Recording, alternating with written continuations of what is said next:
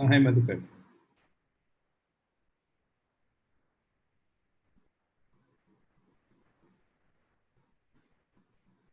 You there, Madhukar?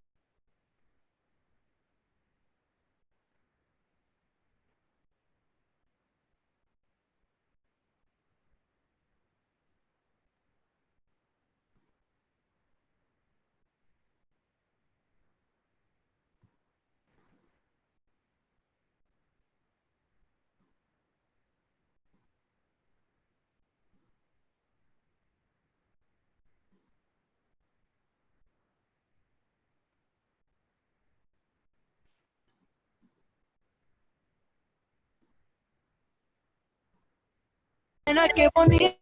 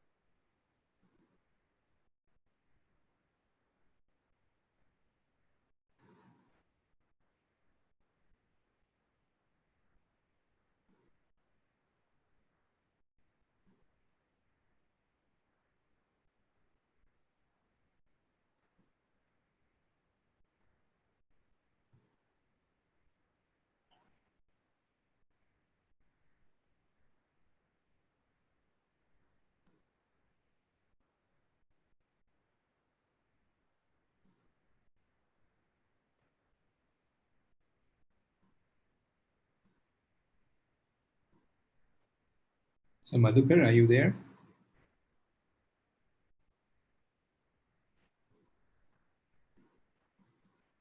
Well, today the people seem to be coming in a bit more slowly than usual. So I usually wait till 3:40, 3:35 to start. So let me see. Maybe I'll wait a couple of more Sir, minutes. Yes. Hitar's this Hitar's code hasn't been uploaded yet. Ah, okay. I'm insisting that I keep reminding him. Okay.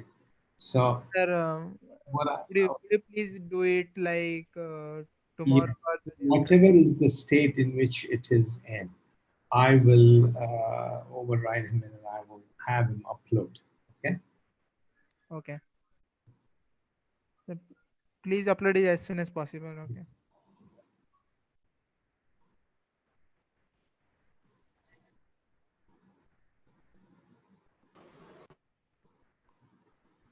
Ah, Hitarth is here. Maybe you should ask him. Hitarth, hello? Hitarth, can you hear me? Yeah, I can do it. Yeah, just before you joined in, Kapil he desperately wants to upload it. He says that not uploaded. So why don't you upload it in whatever state it is in, so that they can just review it, no? So even if there are some bugs there, which is what I just wanted to see the Z3 code encoding the neural network. Yeah, I mean, sorry, my dogs are barking a lot. I cannot hear anything. But okay, I got it. But you want me to upload that thing, and I'll do it right away. Okay, sorry, I was like doing something and I forgot it. So I'll do it right away. Okay. Okay. Yeah, so it's 3:36, so I think I should start. Okay. So I know that the attendance has been a bit slimmer today than usual, but I will start anyway. So let me share my screen. Hello. Yes. Hello. Yeah, yes, sir. Madhukar here. Yeah. I was just asking, so if I should wait for a couple of more minutes. It's already 3:36, and I think I should start. Okay, because Yeah, my speaker was off, so I could not hear anything. I I thought everybody's on mute, so I that's okay. didn't know that my speaker. And I was just off. wanted your suggestion. So when we started, it was very. So one thing I wanted to ask that are we supposed to discuss the project at the end of the class? Like, Yeah, but what is there? Okay, so what I've asked is, I don't want to have a free-floating discussion. We could devote 20 minutes. I mean, if there are some concrete proposals, what I had explicitly indicated was that everybody write a para, a few sentences about what if they have any idea of what they want to do. I don't think, except for one proposal, so far we have not got any proposals. So what is there to discuss? Now, what? Yeah. Yes, go ahead. Srikanta and Shugoto, I think they sent a proposal, right? That is right. That is the only one that I have received so far. So what I had proposed was that once I get that, we will set up some time individually to discuss. Okay? Now, once, we can't keep putting this thing off. Maybe because we have told them that if they don't come up with any ideas that we will be assigning them, that they are taking the easy route of letting us assign the task for them. Okay. Now we can discuss that. So one of the reasons that I also delayed was, okay, so now that assignment 2, the problem for assignment 2, Madhukar has uploaded. I was hoping that once it's been there. It's been more than a few days. So, but we still have not got. So if not, then what we can do is, I don't want to wait beyond this Friday to have that decisions made. Otherwise, they'll just hang around and then they, probably do at their own pace. I don't know, because the scale at which we are doing it, at least it'll take effort of month and a half. If they don't get started now, they will. So, they will not be able to. They will find it hard later on. So Friday, we will certainly have some discussion. Okay, I'm hoping that maybe there will be some proposal. If still, we don't have any ideas from them, which is a little bit, I would say, disappointing, for me, that they, haven't even thought about it till now. Maybe they've thought about it, but have not made a proposal. This proposal doesn't have to be. You don't have to feel shy if your ideas is not fully thing. Then on Friday we can have a bit more discussion, and by Friday we can try and get a basic set of problems that we can assign them, and then they'll have to just do that. Yeah, those are the only. So that's what I'm having. Do you have any other suggestions, Siddharth? So if I can just, this is Sahil here. Yes. One thing I think you're overlooking is it's just much harder to coordinate online as opposed to when we were in person. That's made communication a little bit harder. So maybe that's also, personally for me, that's been a problem. I don't know if But it's a I problem don't for you. understand. I don't understand your comment. What do you mean coordinate? I said that I requested everyone to write a few lines and then send it to us by email. I mean, I have not received anything. So what is there to coordinate?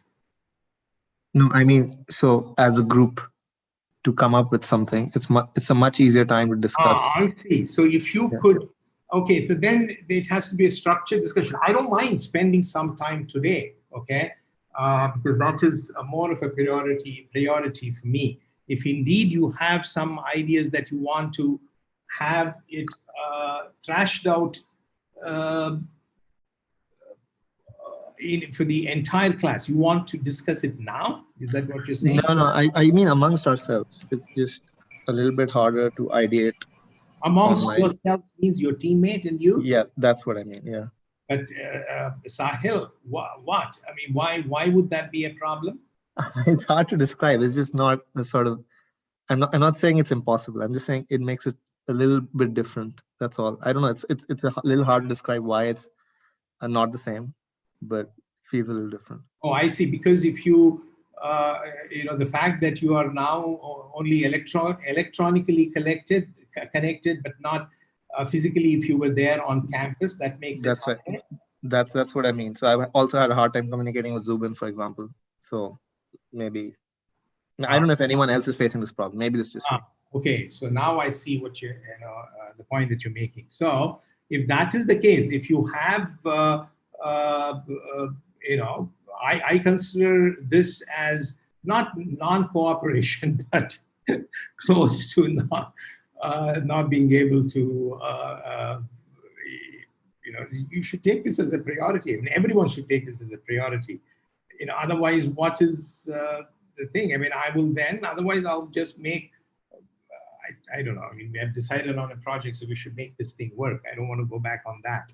Or I'll give you lots of, I'll have a midterm and a Is it all right if we have like a couple different ideas and they're not exactly super concrete? Can we like still send it? Yeah, I mean, we need to have something on. I'm okay even if you don't want to put it on paper.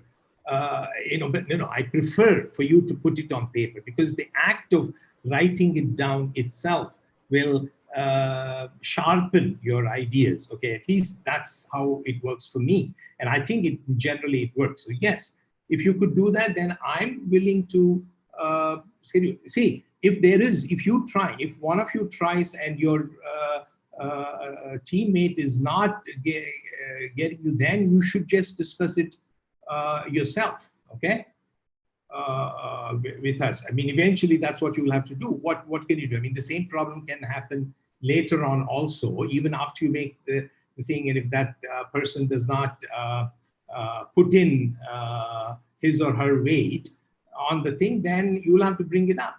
Either as adults, you will try to resolve it amongst yourselves. If not, then it has to be escalated, okay? And we will try to make it work out. If that's been the problem, then you will have to do it, soon. Okay. Yes. The other question that you had, it doesn't have to be polished. Okay, if it is something where you have, okay, this is the problem that I'm looking at.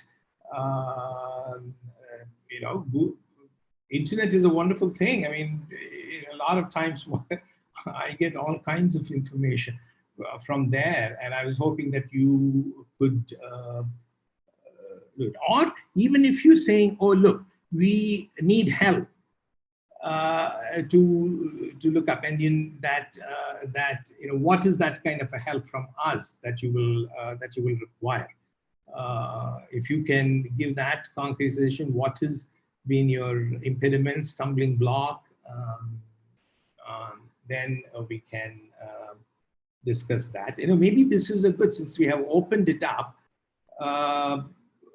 Is there, that since you have, what are the kind of problems that you're facing, other than pragmatic logistics problem that Sahil brought up? Is there anything like that that you would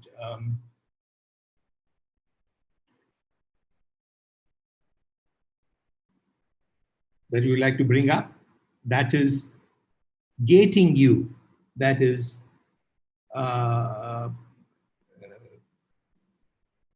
making it hard for you to come up with ideas, that there isn't enough guidelines? Is that one of the things? We had... No, I just wasn't. I mean, I didn't present an idea yet because it was too fresh. Like, it was not that.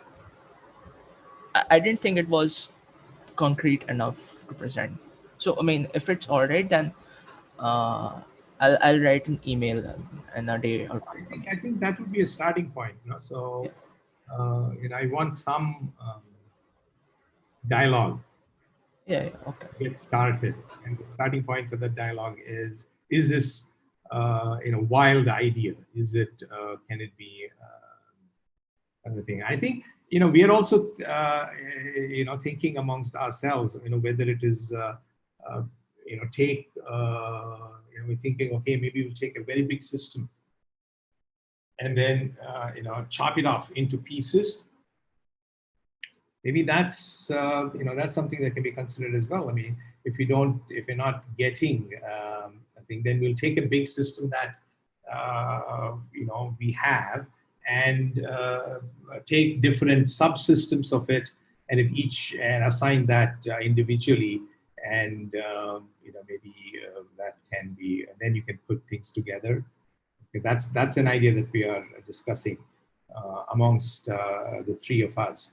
Madhukar, Hitarth, and ourselves, and that we will come up. But before that, if you can have some ideas, then that's what we want to hear.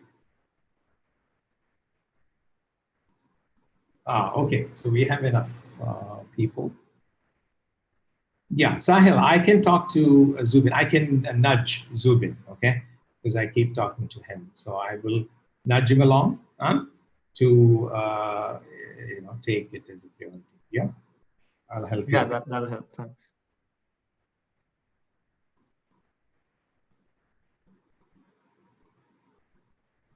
So if there are no more questions, then I will. So I'll expect at least some, even if it is very, very raw idea, for you to do something. Send us something, and then we can see. And also we'll come up with a list ourselves. And we'll work something out. So Madhukar and Hitarth, do you want to add anything? Yeah, nothing. I just wanted to add that, yeah, so as you have said, so no matter what, in whatever shape their idea might be in, it may be, they may just have an idea which they can write in a sentence, 2 sentences, a paragraph, 2 paragraphs, anything. There's no harm in sending us the idea. We can discuss and we can try and we can bring it to a maturity together. If we see some potential there, we can bring it to a maturity together. So you should not, yeah, you can simply send that thing without hesitating. That's all that I wanted to say. Yeah. Okay.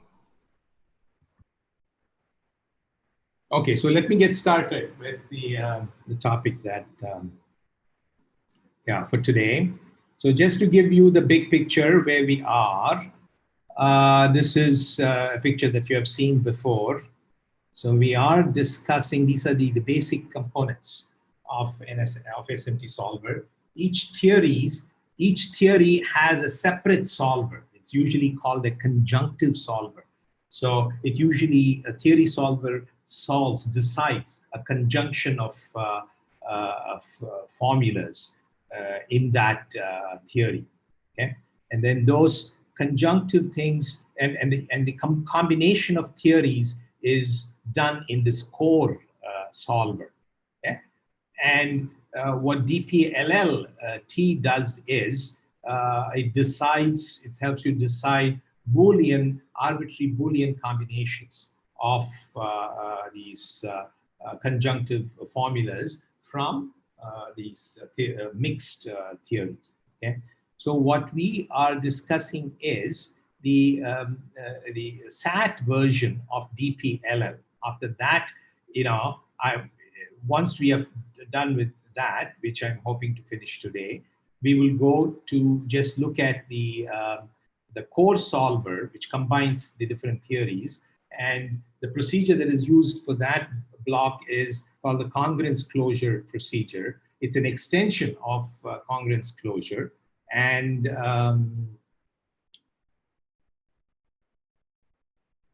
yes. So, and if time permitting, hopefully I should get to that. So first we'll finish up DPLL.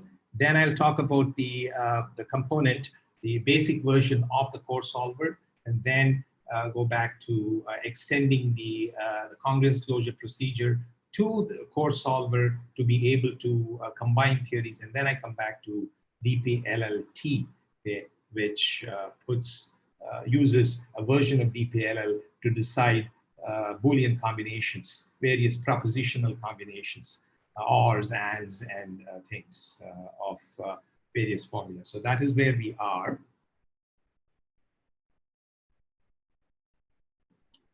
So let me go to the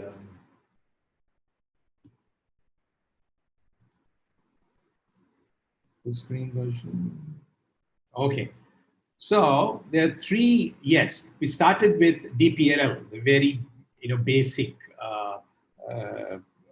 procedure that uses unit propagation for deciding propositional formulas. Okay, and then we said that that had but once it had three drawbacks. One was that anytime after it made a set of decisions for a partial assignment, and if it got a conflict, what it was doing was it was just simply backtracking, doing away with all the work that it had done, that was done during BCP, all the implied literals, and not even analyze the conflict. So one of the things, the breakthrough ideas, was learning from the conflict, and that summarized the thing, and then adding that conflict clause into the database so that the same conflict would not get repeated. And that's what we were doing. I'll summarize that further today. And normally in DPLL, you would just backtrack one level at a time, whereas so it seems sometimes more productive to skip levels when you're backtracking. And yes, and then there is another important aspect that needs that impacts the efficiency of the procedure, and that is the order, which variable you pick to decide. And that's a hard problem, and it is usually solved using heuristics. We'll see two heuristics that have been used, and one very popular one that is used in most modern solvers. Okay, so yeah, so in order to analyze this conflict, what the conflict that results as during a BCP, I said that we construct something called an implication graph. Okay, the implication graph starts with the explicit decisions that are made at various levels. So here there are decisions made at level 1, level 2, and level 3. And at level 3, that triggers a chain of BCP propagation reaction. And we maintain, and each of that, when you plug these decisions, there are clauses which become unit and imply certain literals.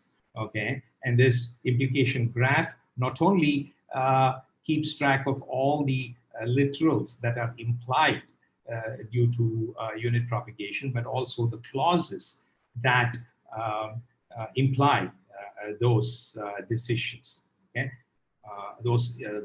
imply those decisions until to the point where you encounter conflict. Okay, and this analysis, the analyze conflict box, what it does is it does two things. One is it produces a learned clause, okay, which in some sense explains the root of this conflict, the root cause for the conflict, and it adds that, okay. And this one, in some sense, as we will see, it blocks the kind of certain kinds of conflicts that this particular kind of conflict at later points as well. And then it also suggests a backtracking level, okay, backtracking level L to backtrack to, okay, which can be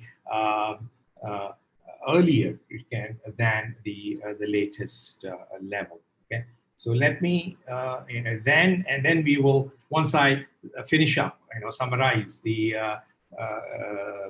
analyze conflict thing, then I will also talk a little bit about decision heuristics and some important aspects of SAT solver implementation. One aspect of that engineering aspect that has had some big impact on present-day solvers becoming fairly efficient. Okay, so that's the plan. So let me skip all these things and get to the slide that I have. Yeah, summarizing the conflicts. Okay. So once we construct the implication graph, which gives all the information about the clauses and the implied literals, starting with the explicit decisions that led to the conflict. That's what the implication graph. And we saw that every cut of the implication graph defines a sufficient condition for a cause of that conflict. So, and this sufficient, that's actually a conjunction of literals, which are immediate sources. Yeah, so on the reason side of the cut, okay, to see that, here is a cut of the graph, which partitions the graph into a conflict side that contains the conflict node, and the other side, which is usually called a reason side, and which has all the sources, which represent the decision literals and some of the implied literals that were decided at this level. Okay, a cut is something that you get by cutting some edges, a set of edges in the graph, such that it bipartitions the graph into two mutually exclusive set of nodes. Okay, and every such cut defines things. So then the the sufficient condition for that is causing the conflict is the nodes that are the sources of the edges that are cut by the by that cut. Okay, that are the edges that are cut. So in this case, for example, this cut corresponds to the sources of X1 and X4, and X1 and these decisions, X1 and X4 is the source. Is what is one reason why the conflict is being caused. Okay, so if there's an other cut, you can have another cut here that this way, the way that I use, so that will contain X1, not X6, and not X5. Okay, and you will see that, yeah, so that is another sufficient condition for getting this conflict. Okay, when you make these decisions, that will create, when that is plugged into some other clauses, will create some other decisions, imply some other decisions, which eventually causes the conflict. Okay, so each of that cut defines sufficient condition. So it defines a conjunction of literals, and they represent an unsatisfying assignment. Okay, so they lead to a conflict. Therefore, that is an unsatisfying assignment for the original set of formula. Okay, that's the information that you get from the implication graph. Therefore, since that represents an unsatisfying assignment, a negation of that condition which is referred to, that is what is referred to as a conflict clause, a learned conflict clause. This will be a valid consequence of the input set of consequence of the original formula, and that represents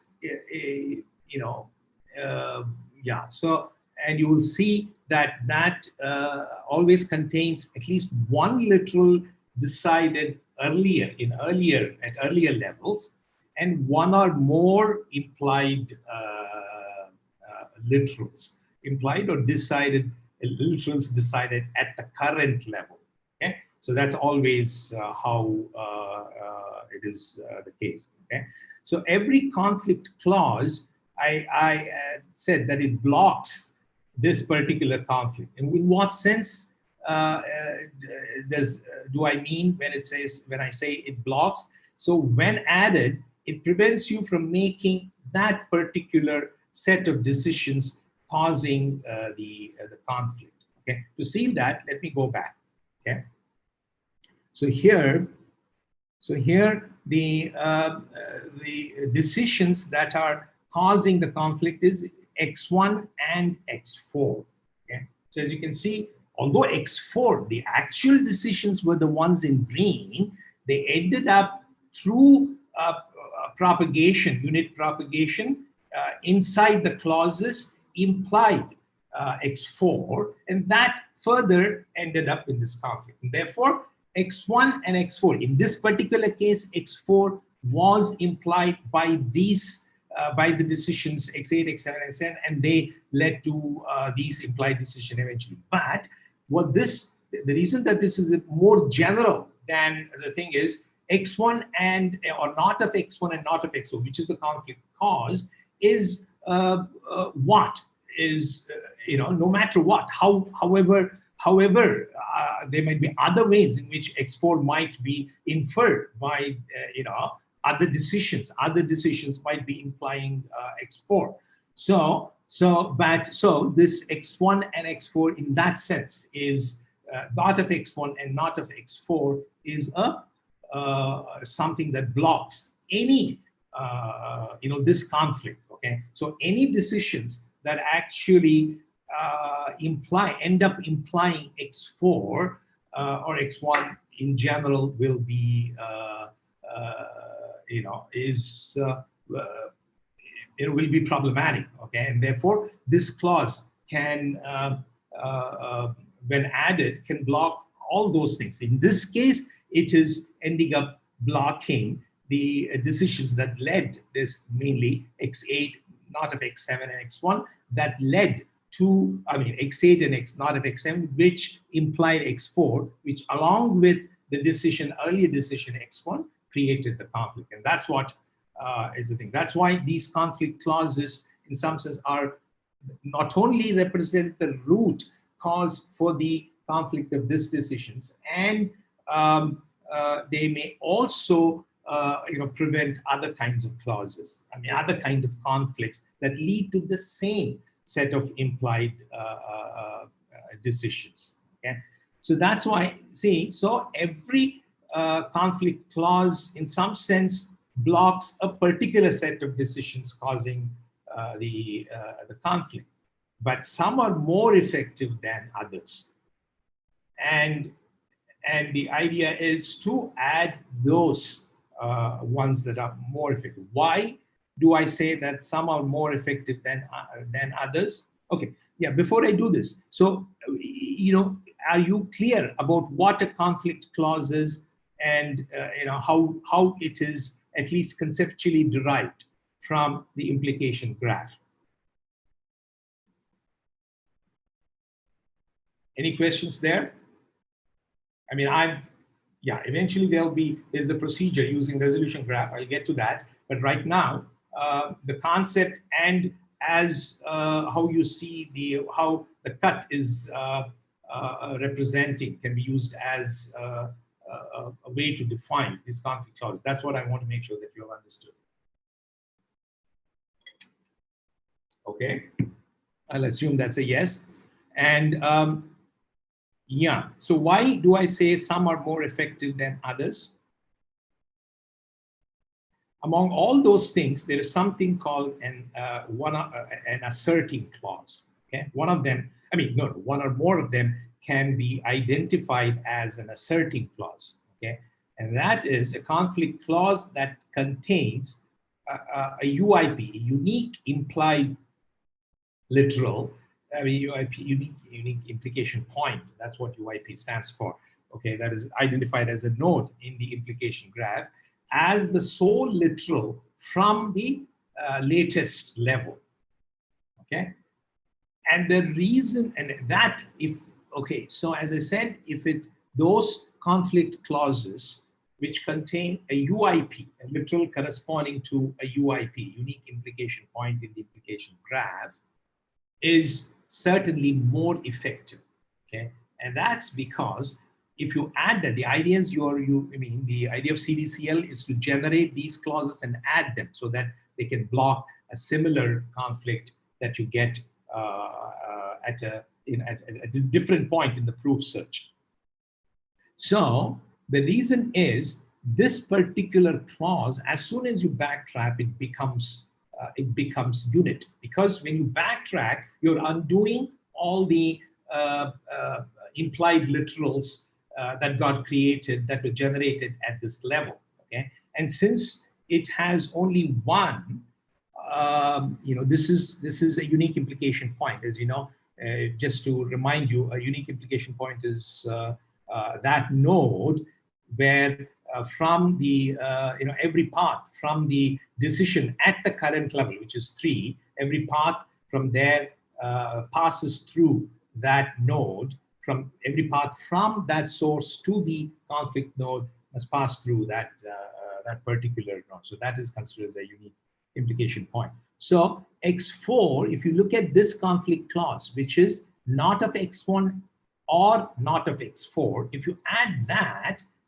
then when you backtrack, so even if it means you're using the regular backtracking or backtracking to this level, so when you add that, so you see, because when you add it, you only undo these BCP decisions.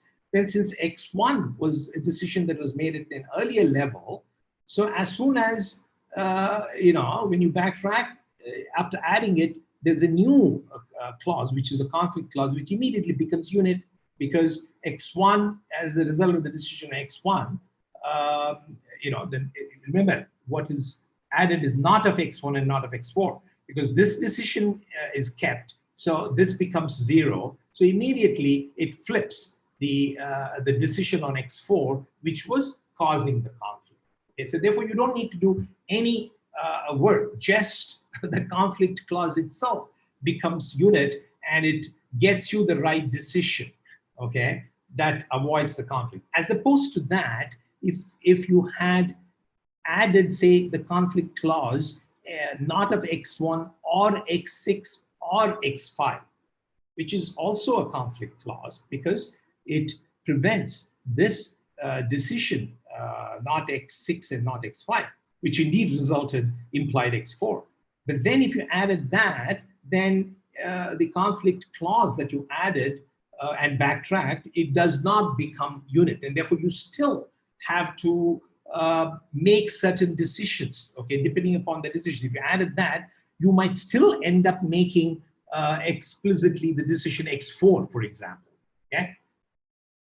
I mean, that doesn't prevent you from making the decision for X4. So you could end up making the decision creating, due to some other way, because X4 becoming 1 this is not the only reason why it might end up X4 becoming 1.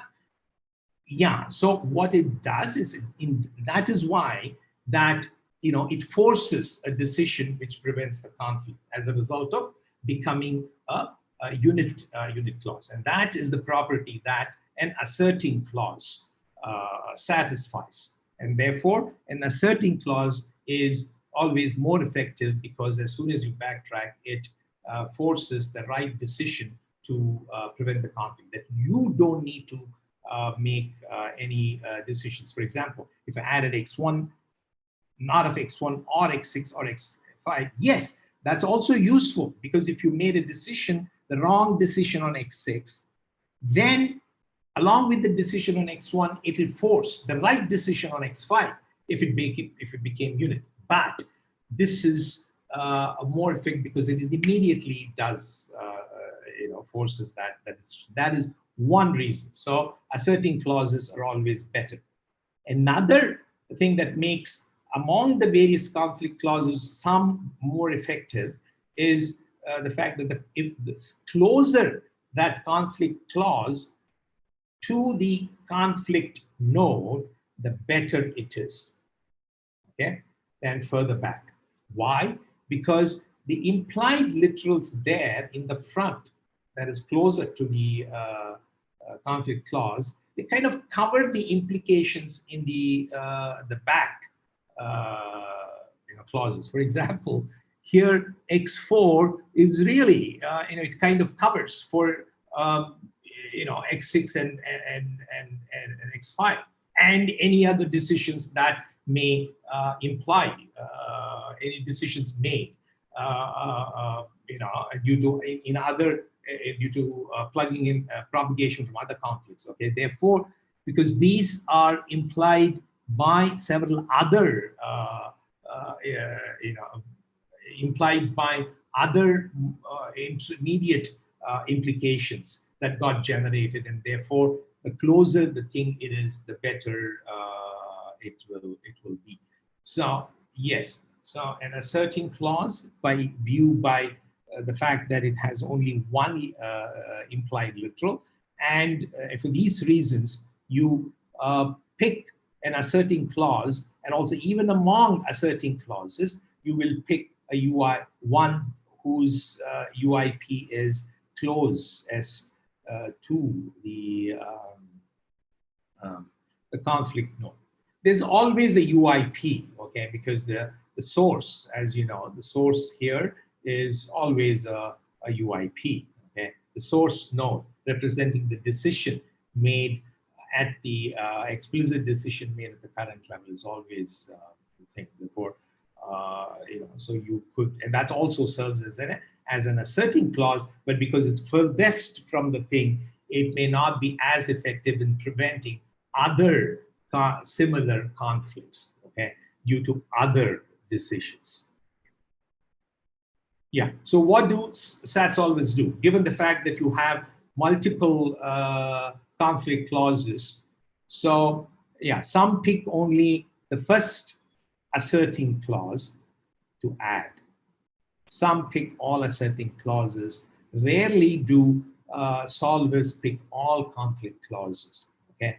Because these conflict clauses, they can get overwhelming. I mean, as you keep on generating, if you keep on adding clauses, they can, the conflict clauses during the proof search before you get a satisfying assignment, they themselves can overwhelm the system. So you will have to be choosy in retaining which conflict clauses to keep, because they can overwhelm the system themselves. Okay, so yes, so that is yes. Any questions here? So I hope you got some idea of what conflict clauses are, what the purpose of adding them is, and the fact that there are multiple conflict clauses.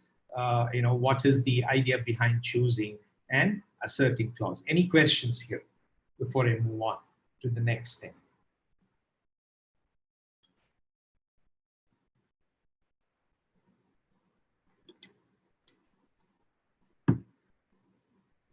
Okay.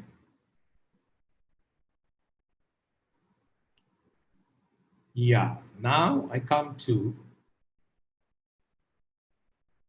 how you generate the conflict clauses. Okay, so I'm going to summarize this. I had described it in the last class, but I will, summarize it here since it's been some time before you looked at it. And so you could perform cut analysis, but that's not, very efficient. But there's a better way to do, and that is using iterative resolution steps of clauses involved in the conflict in reverse implication order, in reverse order of the literals that were implied by the BCP. So you might wonder, I mean, I illustrated that in the last class. Okay, so for example, you start from the conflict side and you go back. Okay, so you take the antecedent of the conflict node, which is C2. Okay, that's the clause, the label of the arrow that is coming into it, and that is the starting point. Then you take the latest variable that got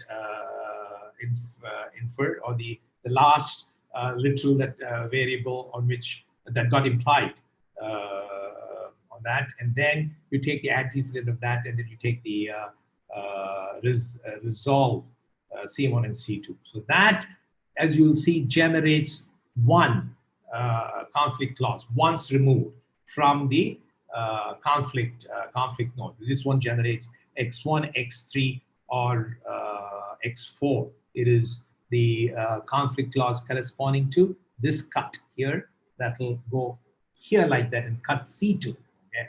So that's also a conflict clause that's kind of very close, even closer than this one, but that's not an asserting clause. Every time you do that, you get a new asserting clause further and further back. Clauses involving decision literals further and further back into from the conflict node.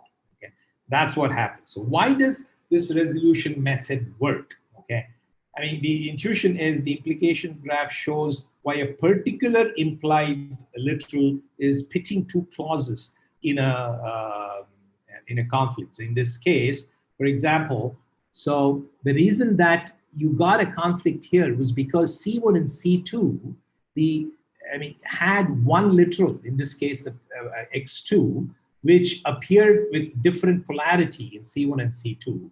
And so, but C1, when the decisions, implied decisions, decisions were implied or explicit decisions were plugged into this clause C1 that made C1 become unit, implied a decision on X2. And since they appear, X2 appears in differing polarity on C2, that ended up making it false along with other decisions. So there is always. So resolution gives you a way of making C1, C2 still satisfying both C1, C2, regardless of the decision of X2. And that's why it gives you, then resolution is relevant here. Okay? It suggests a way to keep the two concerned clauses satisfied despite the conflicting literal and the other implied decisions coming into it. So now you want repeated resolution steps. You're required to ensure all clauses involved up to a particular implication level in BCP are satisfied. So you can pick anything, but as we said, idea is to pick the most effective one, and so you keep generating the conflict clauses in some order, from the distance that they are located to the conflict node until you get the one which has the unique implication point. Okay, so that's the thing. So every time that you move back, it one step, it suggests, it gives you a way of making C1 and C2 satisfied. After that, when you move back one more level, it gives you C1, C2, C3, a way of a conflict clause that can make C1, C2, C3 satisfied, and so on.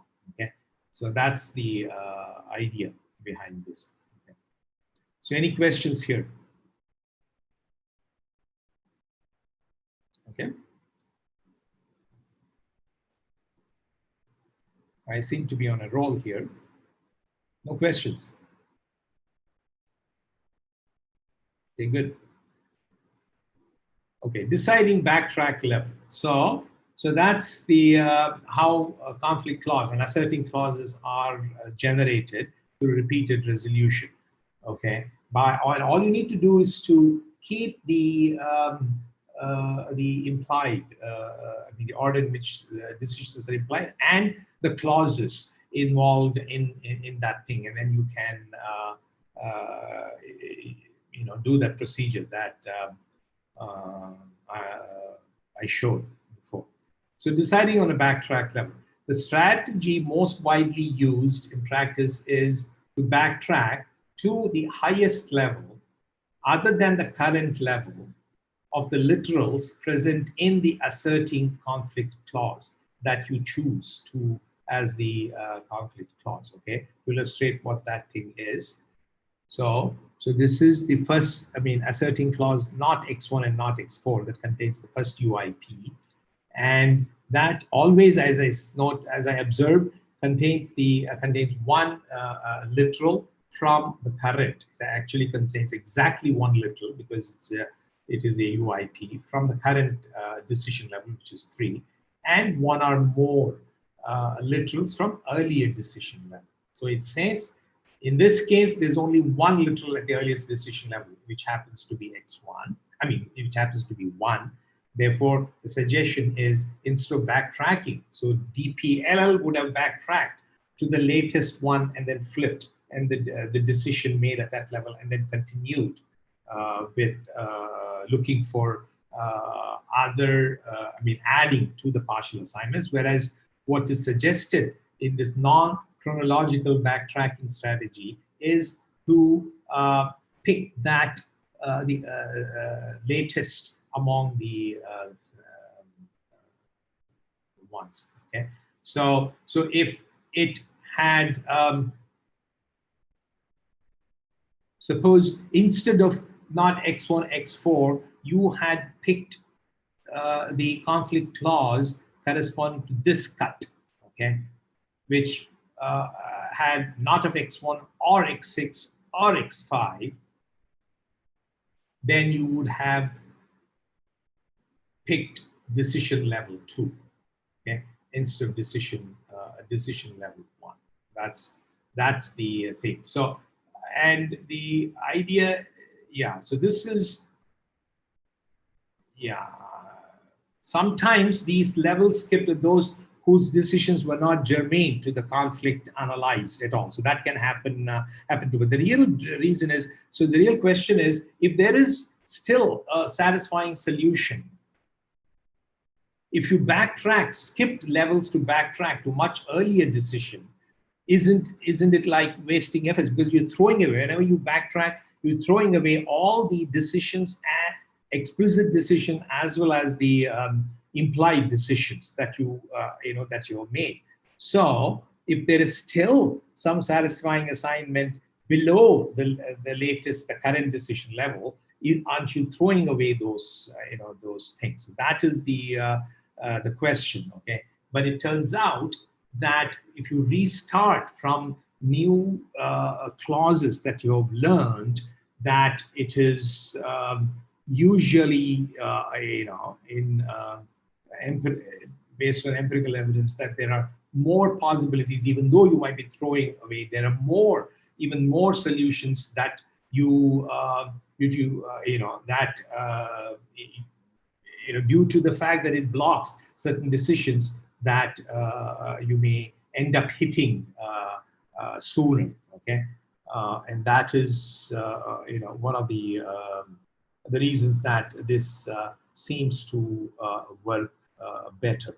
Okay? But you could, apparently there are some SAT solvers which don't always skip levels, but so this is just a matter of heuristics. Okay, so that is regarding the deciding the thing, but the most common decisions is to use this strategy of picking the highest level among the other than the current level. Okay. So Any questions there? Okay. Yeah, the important takeaway here is adding conflict clauses, you could still do and backtrack as before, okay? But, but you can also do this by backtracking to thing. And these are the two reasons. Sometimes the decisions levels that you skip might not be jumping to that particular conflict, and therefore you might still come out a winner. Okay? So that's the thing. And so then I'll move on to some kinds of heuristics that are used to decide to pick the next variable to decide on. This decision, as you know, is arbitrary. You can pick any decision, any variable to decide on. So what would, if you were to pick, okay, what would be one of the criteria? Can anyone think of criteria that you would use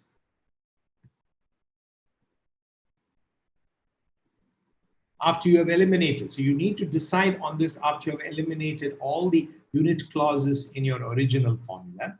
Now you have a bunch of unresolved clauses, none of which is unit. That's when you make a decision, okay? That's when you have to pick a variable to decide on. What would be?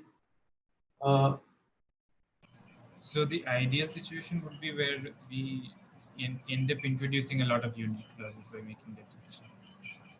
Right? So, I mean, one thing is that is, okay, so the only way it can result, yeah, if you pick that literal that makes something unit, okay, or a more general way of saying is it simplifies that. It simplifies it in some fashion, okay, and the more that literal, a particular literal, when that can happen, the more that a particular literal occurs. In more number of clauses among that thing. So because you can pick a literal, okay, I mean, your suggestion is good, but there can be multiple literals that satisfy that criteria, okay? So then, so even a criteria that is more general than that will also satisfy your criteria is to pick a literal that among all unresolved literals that are currently left to be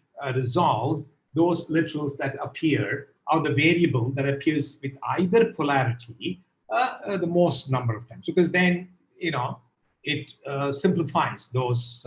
It simplifies more number of clauses, okay, which can result in that becoming unit, if it becomes false, or it may even make the entire clause become true. So that is what this dynamic largest individual sum thing is, okay? So, but there are variations of that thing. You can, yes, but that is the idea. So you pick at each, okay, so this is dynamic in the sense that you are doing it every time after every set of decisions. When you, at every time that you, after you make every set of decisions you have to make, when you have a set of unresolved clauses, you will have to pick the thing. So you have to keep counting these this counters. You have to maintain some counter here for every literal, but you have to keep updating these counters every time that you make a decision. So in that sense, it's dynamic, and for that reason, it is also very expensive. Okay, so there are other class of heuristics which make this determine the order only once. Okay, statically.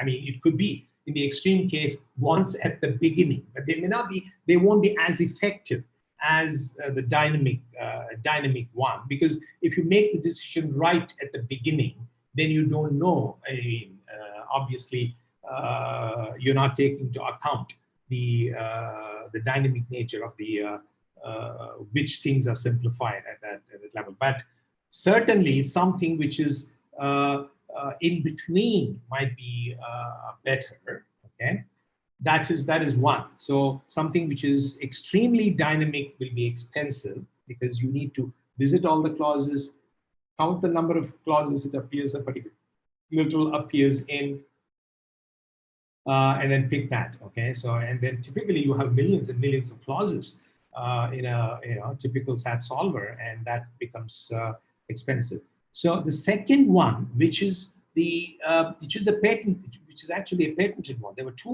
were several small things, ideas that have been patented in this SAT solver thing. You would think that they're such small ones, but then this one is. So I will get to you two things. This is one of the heuristics that's actually been patented, and another simple implementation for BCP, a way of implementing BCP has also been patented, both by this team in Princeton, okay, which they came up with this thing called SHAF, which is now part of Z3. Okay, the SHAF solver was what this was part of, and that is so what this does. Okay, another idea is, so this is kind of pseudo static. Okay, the VSIDS heuristics, and this is pretty much standard. Okay, and there are a few variations. There are a number of variations of these things in modern SAT solvers. This is not completely dynamic, neither it is static, and I will explain why it is, how it is so. Another aspect is that, you see, if you're using CDCL, then the clauses, you have an original set of clauses and the new, and you're constantly adding new clauses. Okay, so a decision strategy which also takes into account the clauses, the conflict clauses would be better, because conflict clauses have some very useful information, as you saw, right? So they represent the root causes for certain wrong decisions. Okay, so especially if you may want to pick those, you may want to bias those decisions which simplify or make the conflict clauses unit. Okay, therefore that will result in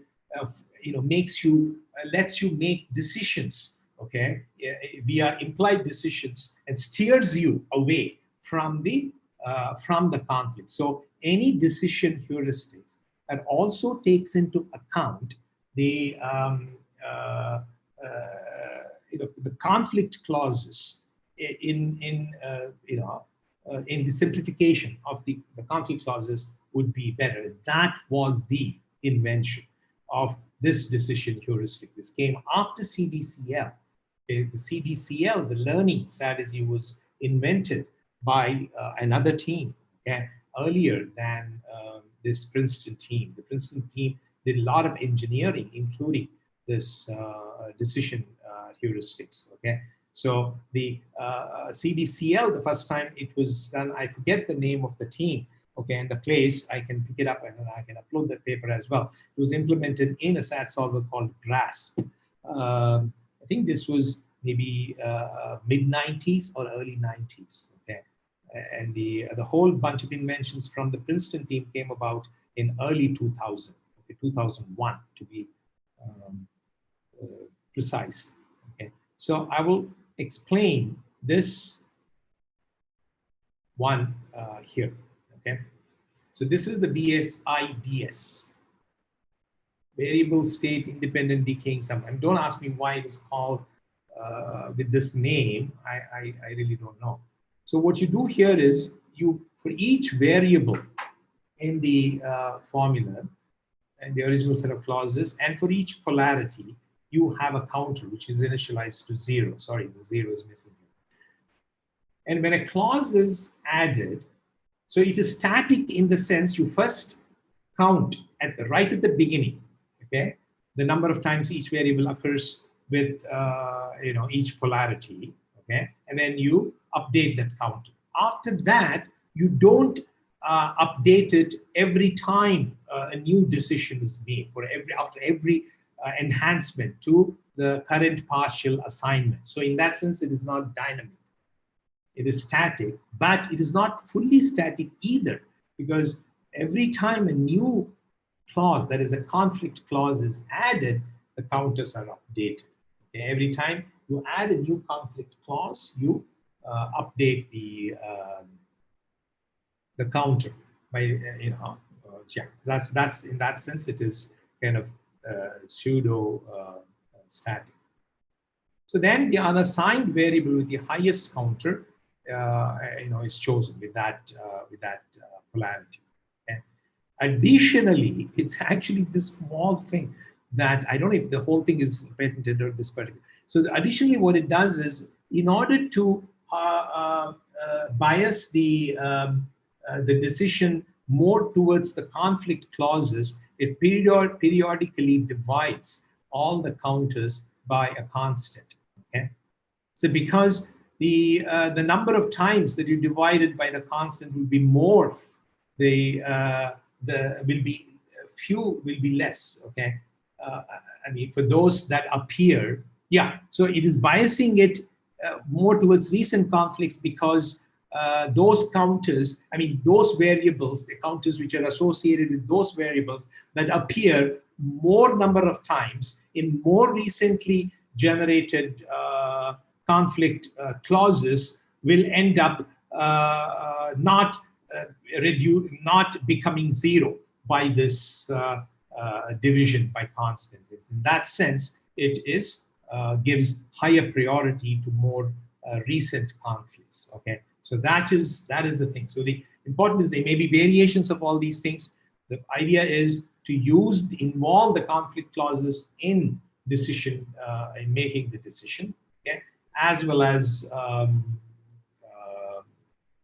yes. Okay, so and the not making it completely dynamic. Okay, the chronological backtracking idea is also, one of the reasons that people think it wins in practice is because it works really well with this decision heuristics.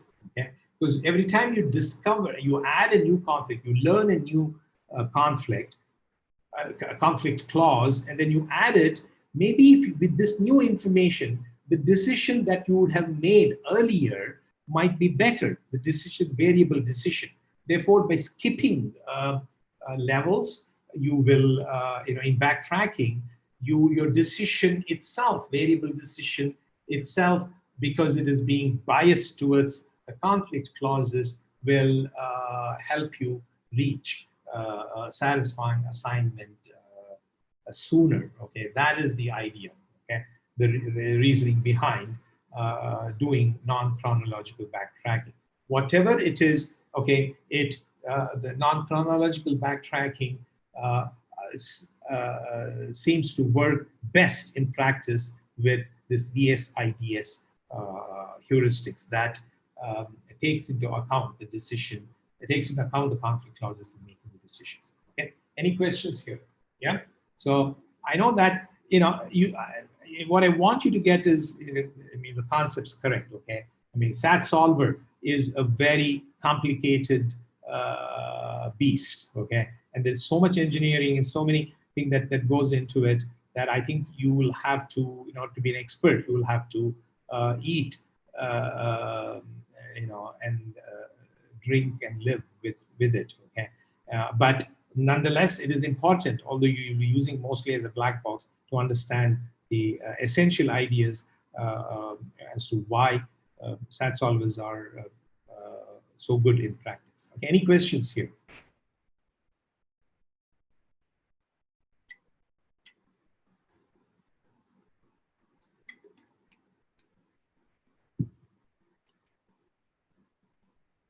Okay. The third thing is there is some engineering decisions. Okay, so a lot of the engineering. So this is not the. There are some things. Oh, I had that thing later. Any case, so let's look at this. So 90% of the effort by a CDCL SAT solver, where do you think it is spent?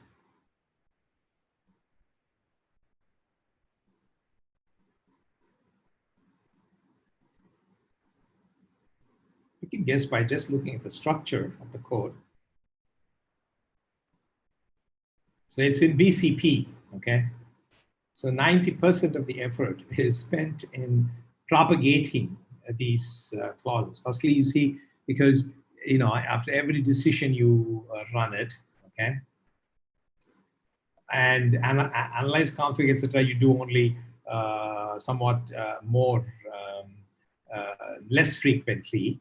So BCP, you keep doing. Oh, somebody is waiting. Sorry. And then never noticed. Okay. That's it hard. Yeah, so it's BCP. Okay, this simple Boolean constraint propagation, doing it repeatedly is where 90% of the effort is done. So a lot of the engineering effort, while these heuristics of decision and adding conflict clauses, they were breakthrough ideas. Engineering-wise, it's a lot of effort is spent in BCP. Okay, and one of the ideas that's patented is what I want to mention here.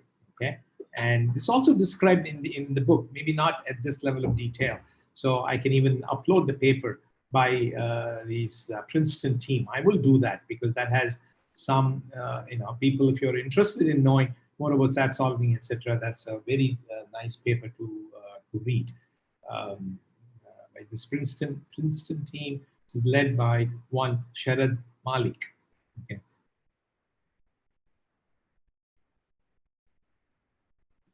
Okay, so one of the things, as I mentioned, one of the expensive parts of BCP, inside BCP, one of the expensive part is to efficiently check when a clause becomes unit or false, okay? Because that's what you are aiming at. So an obvious way is to keep a counter for every clause that gives the number of literals that have been set to 0 up till now, okay?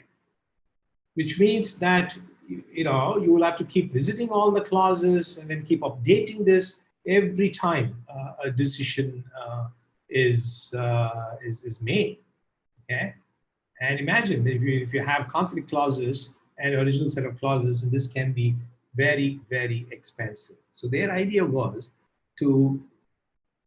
So this requires to visit n times. Okay, if n is the size of the clause to decrement the counter.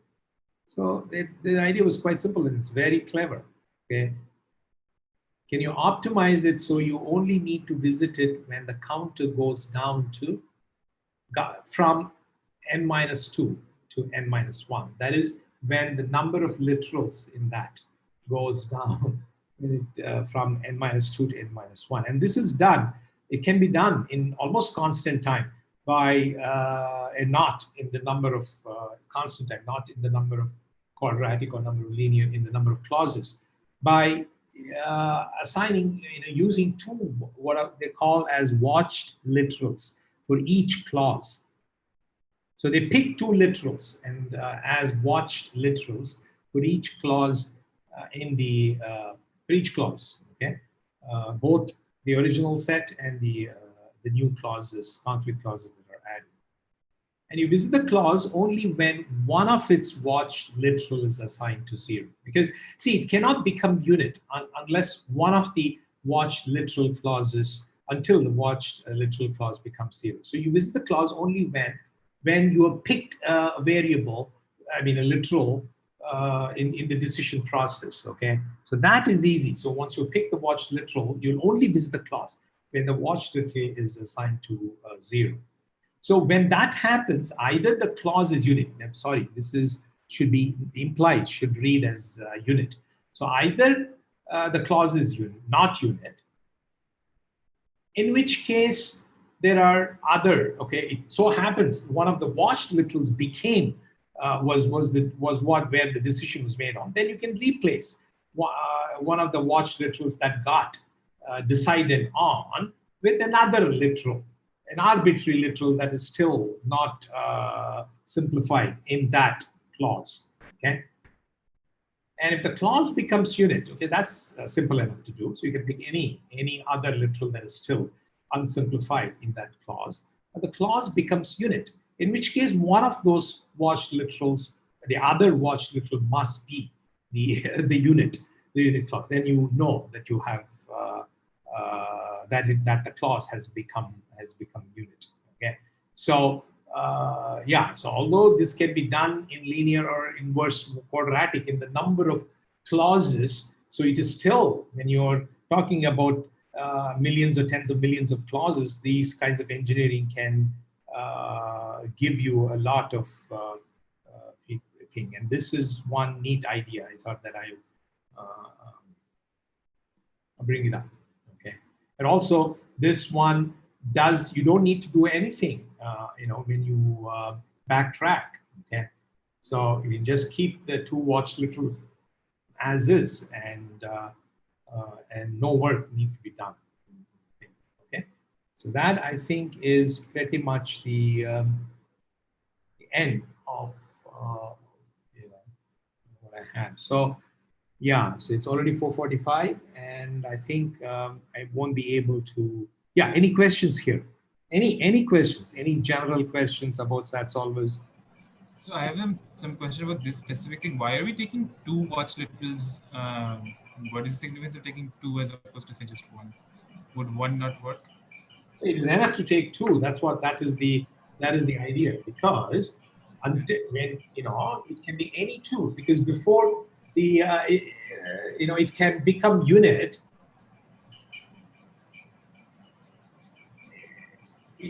Until these two, whatever these two literals get simplified, the clause can never be unit. No?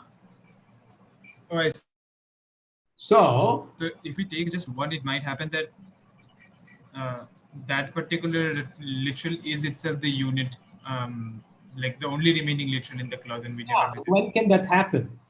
Before, say, when can that happen? Because before it becomes, okay, for it to be, yeah, so one of those two, okay, until one of these two literals is decided on, it can never be unit. Right, yeah. And that doesn't hold for one. Yes, okay. Yeah, that doesn't hold for one. Yeah.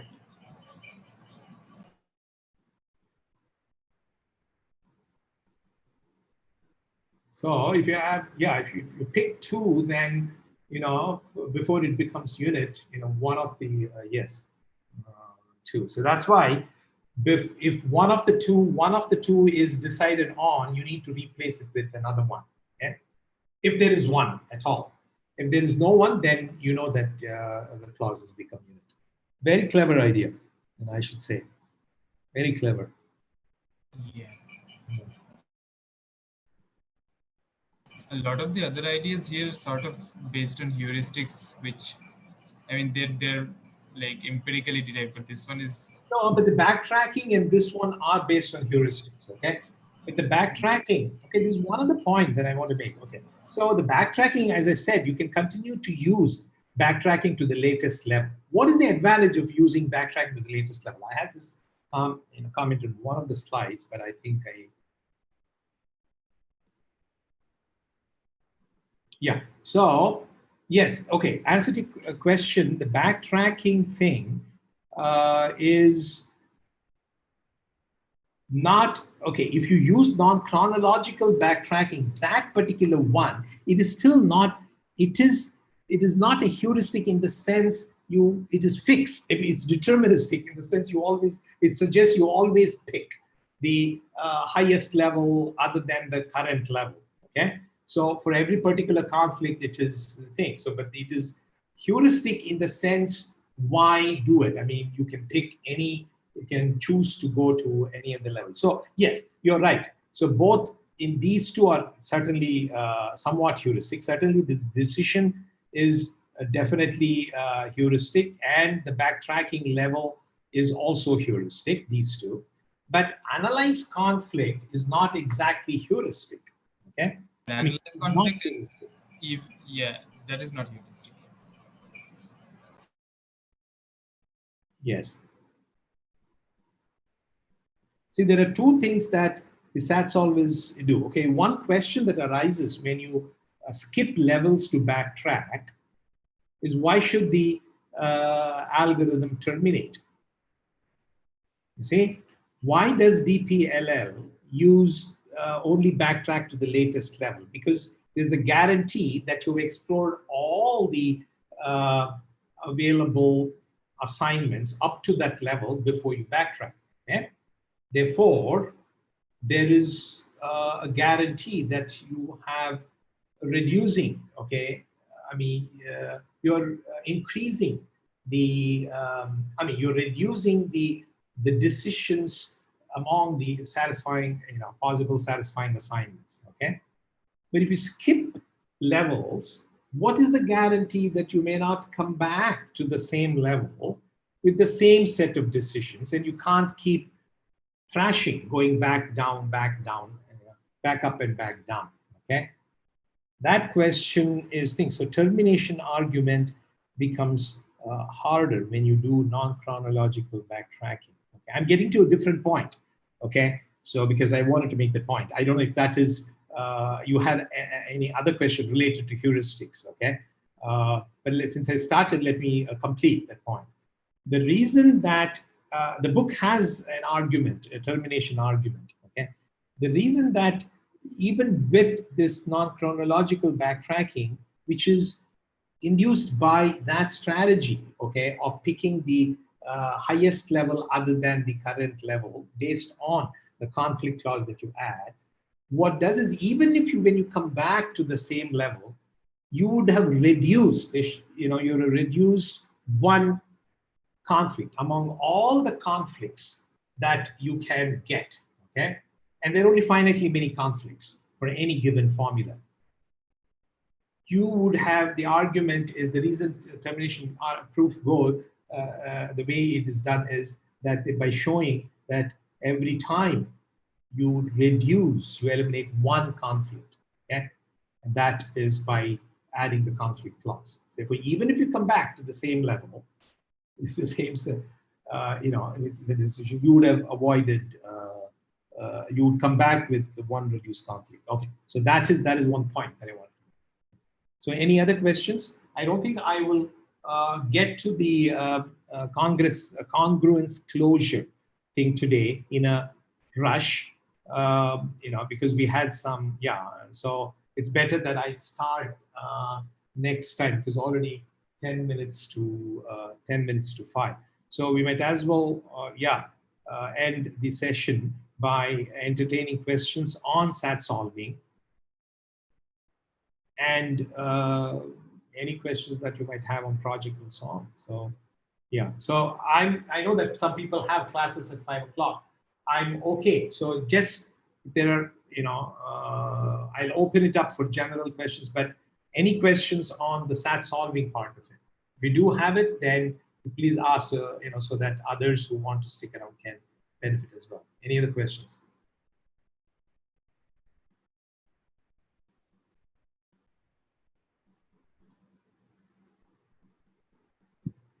By the way, there is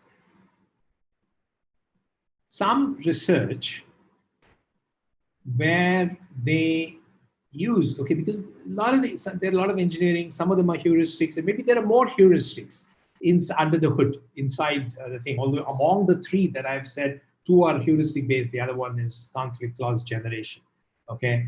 So, which conflict clause you add, okay, that could be a little bit of a decision.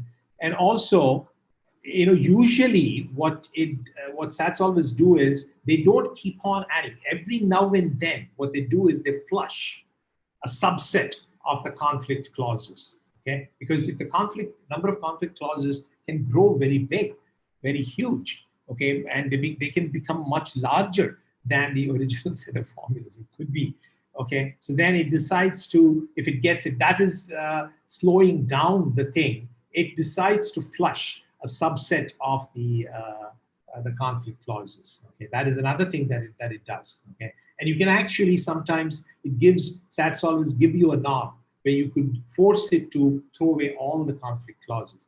See, throwing away the conflict clauses is neither unsound nor it affects termination or anything, because all of them are logical consequences. You can, because you will regenerate them, that's all. And some decisions and some conflicts can, yes, can happen. So the termination argument gets a little bit harder in that case, because, but you still keep all the decisions, you see. Therefore, as long as you keep the same decisions when you do, so the same previous argument will hold you. So anyway, that is another thing. So what I was getting to was, since there was no questions, is since there are other heuristics and so on, so there is a line of research where they use machine learning to make certain decisions that are made heuristically inside SAT solver. Okay, there is this person. I will go out to say that he's kind of a budding star. One, his name is Kuldeep Meal, who is a professor at IIT Bombay, graduate. Just, I think his advisor was Supratik Chakraborty there, who is now a professor at NUS, who does this research. His group does this research of using machine learning inside SAT solvers. There's a student of his who was an ex-student of mine at CMI, who did some after his master's research internship. He's working under him, okay, and he's currently here. And anyway, so that is also a subject, okay, that I don't know much about how exactly they use. They certainly don't use neural network. I think neural network might take up too much time. I really don't know. I mean, he says, so that student, I'm trying to see if we have some slots available to, give, some of you might know him. I don't know, maybe his name is Arjit Shaw. Okay. So Arjit, I've asked him if he can give. He has not committed, but anyway, it's interesting to know that there is that line of research as well, doing it, of incorporating. And Kuldeep may not be the only guy who's working. I'm sure there are lots of other people, but up close, he is one of the persons who's working in that area. Any other questions? I have a general question. So, like, when the SAT solving algorithm was kind of simpler, it was still possible to see how one could say during the SAT solving process give the user some feedback about how much the progress is, like some estimate of how much of the total amount of proving work has been done by the solver. Is that still possible for more complicated? I think Kuldeep Meal's group gives a lot of these kinds of information. Okay, one of the things that they do, I think a lot of SAT solvers do that, and he has a lot of hooks that give this progress information. Right.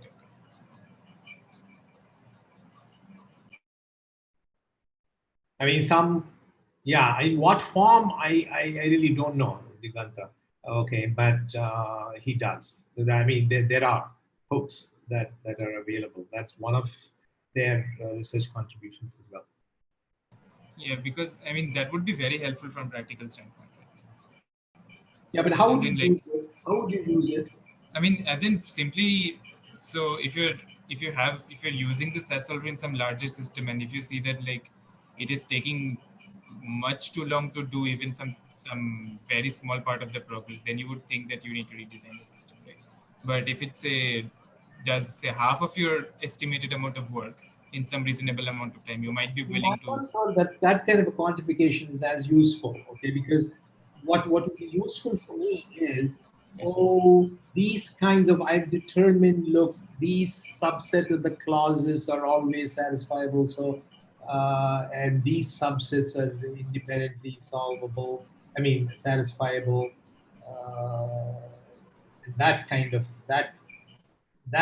a thing, huh? Or yeah. To me, that is some more semantic information is more useful, will be more useful for me. I mean, this might be useful too, but if it says, oh, I've explored 50% of the search space, what do you get? 50% of the search space I've explored, that means what? That I'm 50% correct? I don't know. Yeah, I was thinking like simply in terms of the time the set solving process would take. Like it would help me decide to whether I want to. No, but then you would give up and then use some other method? Yeah, maybe you try for some better abstraction. Like if you're using the set solving to some larger problem, and then you can try like a more coarse abstraction if it takes So too you much. can use it to wait for some more time, maybe. I mean, Yeah. I mean, we can make the decision based on how much the but progress I don't know is. if this time thing measure is kind of I see. really progresses or not. So they, Yeah. so it might, the last 10% of the work might require, you know, Yeah. That is also. I don't know, but I think these things would be interesting. Yeah, if there is more thing. Yeah. Any other questions, please? It's getting late. It's getting close to 5, so I want to officially end if there are no questions here. Yeah.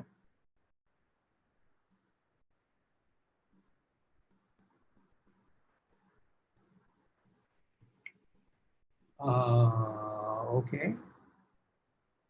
No questions and no more. I mean, people. Yeah, that want to discuss project can hang around.